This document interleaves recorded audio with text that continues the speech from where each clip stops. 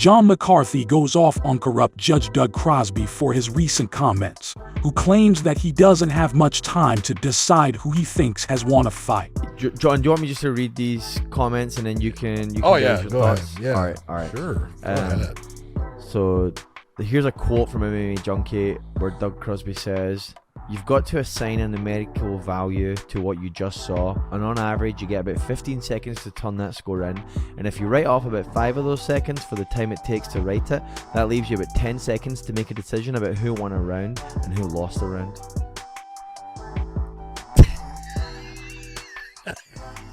I'm sorry. That is the stupidest comment I have ever heard. Josh, what he's telling you is, I sit there and I watch a fight, and then after I watch the round, I'll decide, who won? Are you kidding me? Look, people, anybody out there, and again, I'm going to clarify, Doug Crosby and I do not like each other. This is a guy that has consistently tried to fucking say stuff about me, and thank God, because I hate people like him, because he's useless. Chael Sonnen puts him on his podcast because Chael's a good guy and he's a good friend, and he gonna have on MMA Super Judge Doug Crosby. Chael, you have jumped the shark. Okay. He does that shit because he knows it gets under your skin when he posts it like that. Dude, Super Judge. Love it. Look, when you're teaching judging, the first thing you're doing is you're telling the person sitting in that seat, every moment of the round counts. And so you are watching and judging from the very first second of that round all the way to the end. And you can use it as, you try to give people different ways of breaking it down. And some connect with one person and it doesn't connect with another. So you come up with something else that connects with them. But it's like a scale. And it's that sliding scale, and guys are they're getting little weight pieces put on as they do better and better in the round. Then the other guy comes back, and how does that even it out? Does it get close? It could be with money. It's like, hey, that guy's, he's 5 cents up, he's 10 cents up, he's $1.50 up, whatever you're gonna say. And throughout the round, you as a judge, at any moment that fight stops, say it stops at 2 minutes into the fight, say it stops at 3 minutes and 50 seconds, say it goes to right at that moment, you're not thinking about who won the round, because you've been judging it. That's what judging is. You don't sit there and after watching it all this time, now I'm going to think about it. That may be why you're giving shitty scores, okay? But we know that you know so much about judging and everything, but obviously, you just pointed out why you're not good at this. So to sit there and to say anything about this whole thing with him is, congratulations, Chael. You put your friend on there, and he himself explained why he sucks at what he does. Oh, John. I can't even you only give 15 seconds, and 5 of that is writing the score. Are you kidding me? Have you lost your mind? Jesus Christ. And commissions put this guy in that seat. Shame on you. This is why commissions tell refs and judges not to just shut their mouth. It just made it worse. Michael Bisping and Anthony Smith react to Khamzat's claims that nobody will accept a fight with him. I understand his frustration, but that's that's what happens when you have a couple fights and then you beat a number 2 guy in the world. Now you're the guy that people are avoiding. You just essentially, I don't remember where he was ranked when he fought Gilbert, but again, let's just pretend it's 10. He jumped from 10 to 2 or 12 to 2 or whatever it was. You just skipped over potentially 7 fights that would have taken you to get there typically. So now you're kind of in this holding pattern.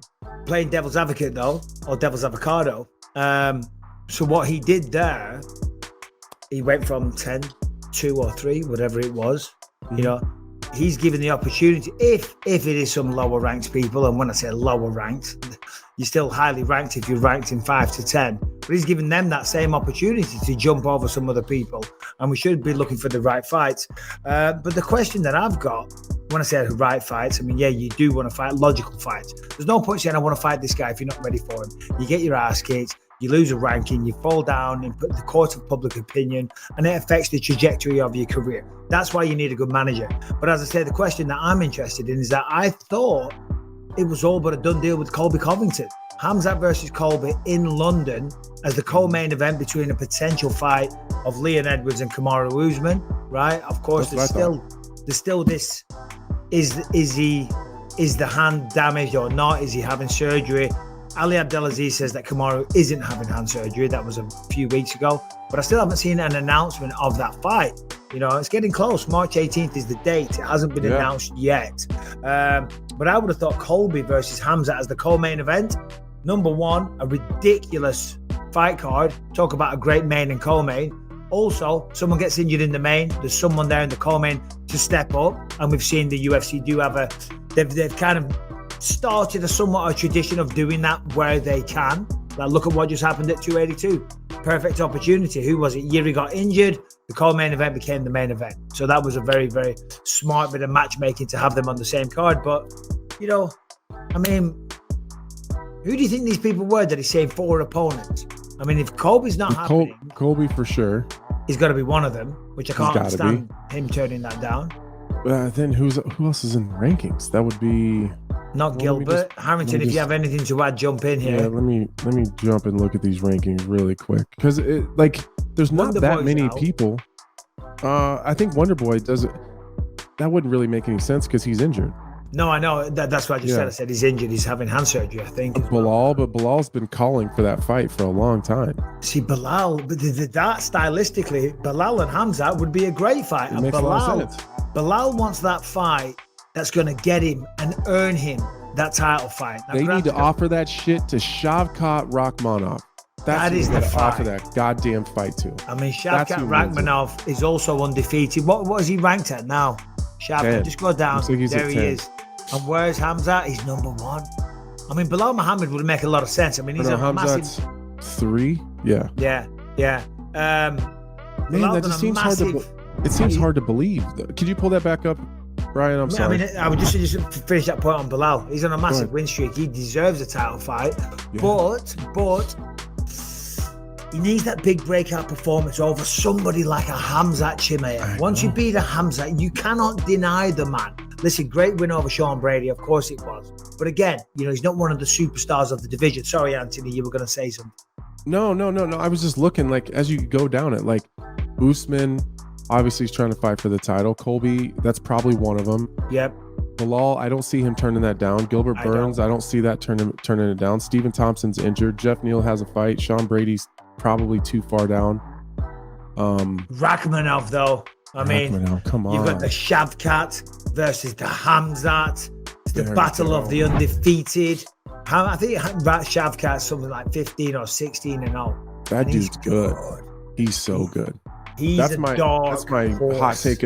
That's my hot take of the day. That someday we're gonna see like a trilogy fight for the title between Rakhmonov and Chimaev.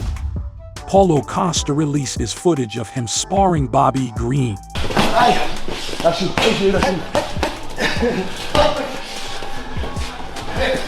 Let's start. Continue.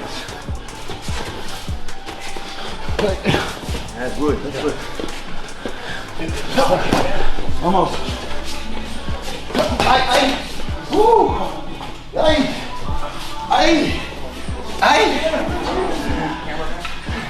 Hey, stop. Hey, take a, come out there, come. But let's start. He's trying to get the bull.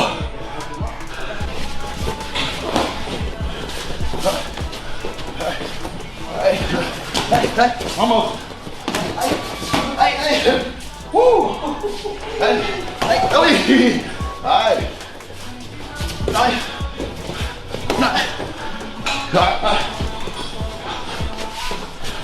Come over here. Over there. Woo. Back in there. I'm okay. I'm okay. Okay. Ready? Yeah. Over here. No. Hey. Wait.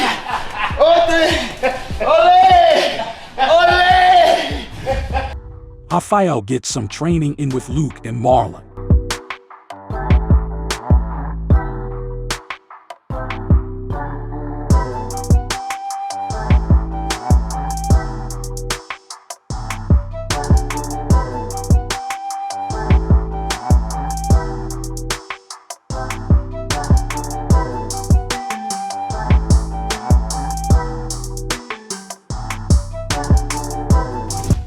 Chito predicts Sterling versus Henry and criticizes Aljo for being too big for the weight class. Aljamain Sterling's talking about if he beats Henry Cejudo, he's going to go up to 145 pounds. What do you think of that?